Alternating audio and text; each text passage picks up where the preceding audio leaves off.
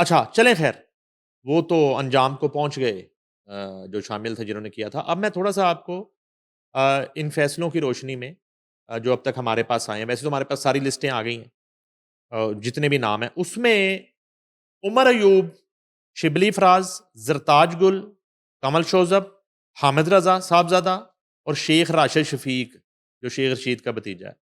इनको 10-10 साल कैद हुई है। ठीक। अब 3 ऐसे लोग हैं जिनको टेक्निकली 30-30 साल सज़ा हो गई। 30-30? 30-30 साल, यस, यस।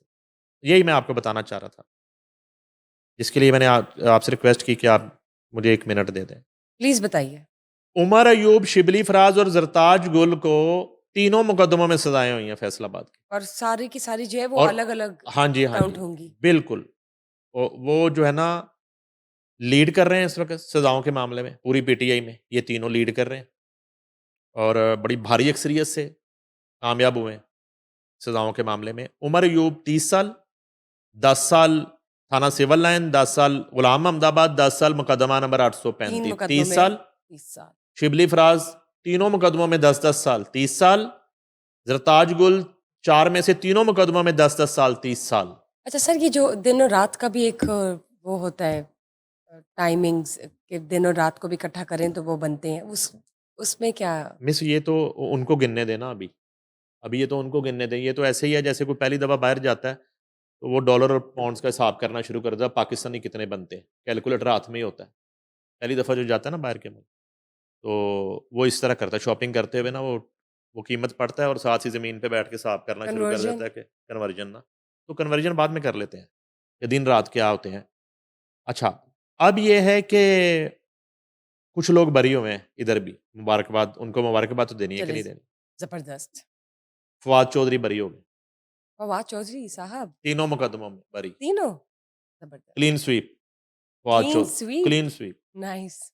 बल्कि व्हाइट वॉश फवाद चौधरी। मतलब गलती से उन्हें हिरासत में ले लिया गया, ये कह देते नहीं, हैं ना? नहीं, हिरासत में वो तो कुछ उस तरह नहीं रहे, फवाद लेकिन तो नहीं जो रहे। केसेज़ उनके, हाँ, वो ट्रायल के बाद जिन केसेज़ में मौजूद वो अदालत ने हाइलाइट है, उनको बरी कर दिया, बाइज़्ज़त तीनों मुकदमे। ख्याल कास्त्रो, तीनों केसेज़ में?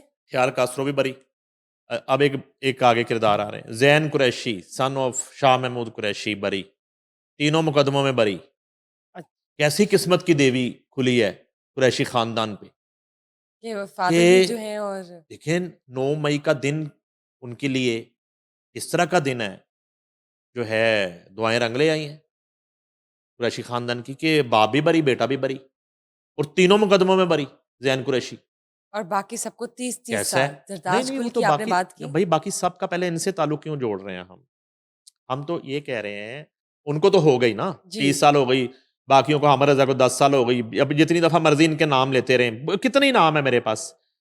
उसमें जो है वो फ़रा आगा है, अहमद चट्ठा है, सरदार अमीरुल्लाह खान है, ठीक है? उसमें फिर मैं जो बरी होने वाले बड़े नाम बता रहा हूँ कि शाह महमूद कुरैशी के बाद अब उनके बेटे को भी बेटे भी बरी, बाइज़्ज़त बरी कर दिया गया। बरी, ये क्या कमाल हो गया। यानी कि कुरैशीज़ जो हैं, वो बरी होना शुरू हो गए और फवाद चौधरी भी बरी और ख्याल कास्रो भी बरी। तो अजब इत्तेफ़ाक है। सेलिब्रेशंस तो बनती हैं। क्या बात है! मुबारकबाद है जी फवाद चौधरी साहब आपको भी, ख्याल कास्रो साहब और ख्याल कास्रो साहब ख्याल भी रखें आइंदा और जो आप रखेंगे भी और ज़ैन कुरैशी साहब आप भी ख्याल रखें। तो चौधरी साहब तो ख्याल रखेंगे।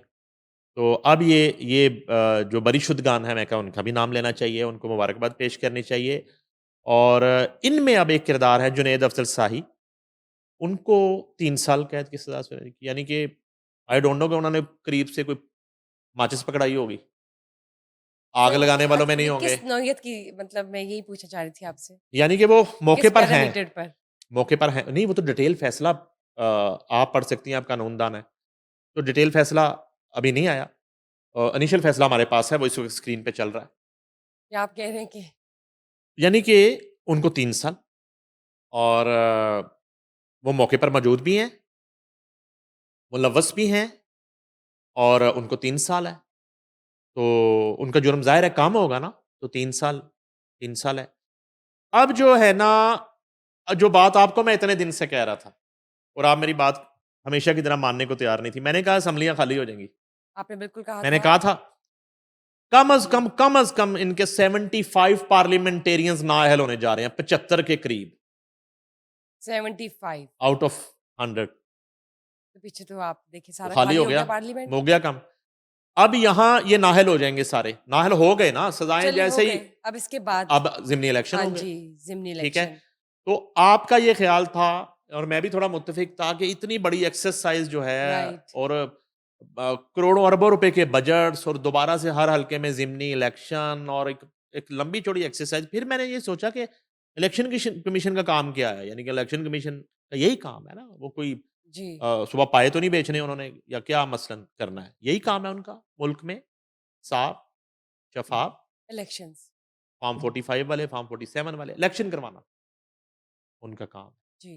तो वो उन्होंने करवाने हैं। अब जो है, मैं पहले ही आपको बता देता हूं रिजल्ट, ये 75 में से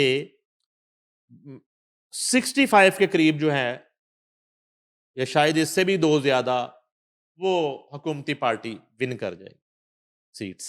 पहले से ही आपको मालूम है। जी मैं आपको रिजल्ट बता रहा हूँ, ठीक। क्योंकि वो मेहनत बहुत कर रहे हैं, तमाम हलकों में काम कर रहे हैं, मेहनत बहुत यकीनन, कर रहे हैं। यकीनन। सीवरेज का पानी जो वो है तो हम सबको वो नज़र आ बिल्कुल रहा नहीं है। नजर आता कहीं पे, ठीक है। महंगाई कम हो रही है, बच्चों को दूध पिलाया जा रहा है, और इसलिए वो मेहनत बहुत कर रहे हैं, लोग उनसे बड़े खुश हैं। तो इसलिए अब जब ज़िमनी इंतखाब होगा तो ये पीटीआई की सारी सीट्स हुकूमत को मिल जाएंगी, मेरिट पे मिलेंगी ना, ठीक है ना।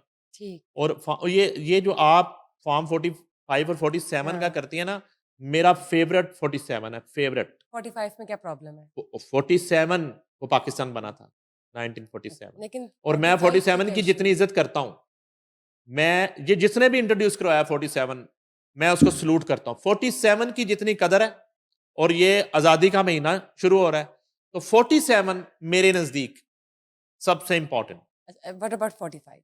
45 में मैं जानते नहीं 45 आई को, 45 में तो आई हमारी आल्सो अभी हर्ड ना। 45 में तो अभी गोरों से लड़ाई चल रही थी।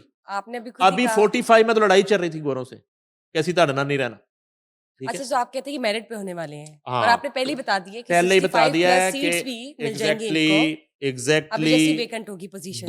तिहाई अक्सरियत से ये 75 से शायद ऊपर ऑलरेडी नंबर जीत चले गए, जाएं, यानी जीत थोड़े गए बहुत हैं। नीचे आ जाएं, दो तिहाई अक्सरियत से ये ज़िमनी इंतखाब जो है मतलब हो गए ना, जब ऑलरेडी होंगे, इलेक्शंस हो गए, अंडर द टेबल एग्जैक्टली हो गए। ये हो गए। अब आप उसकी हुकूमत की पोजीशन जो है उसको चेक स्ट्रांग करेंगे वो कितनी स्ट्रांग हो जाएगी। अच्छा, मेरिट पे है ना। शेख रशीद का बयान आ गया, उन्हें रोना पिटना पाए तो उसे अल्लाह के वास्ते पता नहीं कौन कौन से, उन्हें कहा मैं जिनके बेटे खाना, भतीजे को भतीजे है ना, मैं भतीजे को खाना काबा की छत पे जाने वाला एक छठा बंदा हूँ, 6 पहले गए थे, इस तरह का वो उन्होंने एक कहानी सुनाई। और वो कहते हैं वो भी देखें, हमारा फ़र्ज़ है कि हम उनकी बात भी पहुँचाएँ। वो कहते हैं कि शेख अपना जो राशिद शफ़ीक है मेरा भतीजा, वो तो 9 मई वाले दिन हराम है कि वो फैसलाबाद की तरफ मुँह भी किया, और हमारा फैसलाबाद से ताल्लुक ही क्या? हमारा ताल्लुक ही कोई नहीं। इसी तरह की बात जो है फ़वाद चौधरी की तरफ से इससे पहले आ चुकी है कि मेरा फैसलाबाद से क्या ताल्लुक है? मैं क्यों जाऊँगा फैसलाबाद? किस लिए जाऊँगा? अच्छा, ख़ैर इस तरह की बातें आ रही हैं। सर, अच्छा, जिनको 3 साल सजा हुई है, क्या पता उन्होंने सिर्फ हाँ, टिकट ली हो या सोचा हो अक तभी 3 साल। उधर से मतलब गुज़र गया हो।